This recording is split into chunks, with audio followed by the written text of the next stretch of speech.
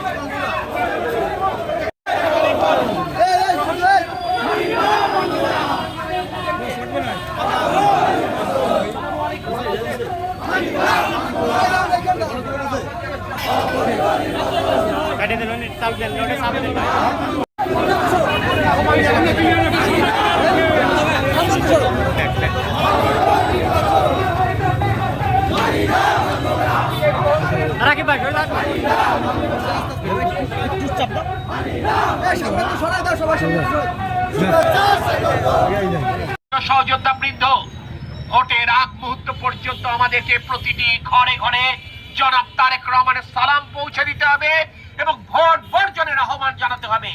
ঠিক যেভাবে আপনারা 7ই জানুয়ারির ভোট বর্জনের আহ্বান জানিয়েছিলেন, আমি আপনাদের সকলের উপর আল্লাহর রহমত কামনা করছি, সকলের সুস্থতা কামনা করছি। এই মুহূর্তে আমার সাথে এখানে দাঁড়িয়ে আছেন আমাদের যশোর জেলা বিএনপির সংগ্রামী সদস্য সচিব অ্যাডভোকেট সৈয়দ শামীমুল হক সাবু, যুগ্ম আহ্বায়ক জনাব দেলোয়ার হোসেন খোকন, সম্মানিত সদস্য জনাব মারুফুল ইসলাম, মনির আহমেদ সিদ্দিকী বাচ্চু, আমাদের অভয়নগর উপজেলা বিএনপির সংগ্রামী আহ্বায়ক বিশিষ্ট শ্রমিক নেতা ফারাজি মতিয়া রহমান, সিনিয়র যুগ্ম আহ্বায়ক কাজী গোলাম হায়দার ডাবলু, আমাদের মশিয়া রহমান যুগ্ম আহ্বায়ক, আমাদের পৌর বিএনপির সংগ্রামী সভাপতি জনাব আবু নঈম, আমাদের সাধারণ সম্পাদক রেজাউল ইসলাম মুন্না।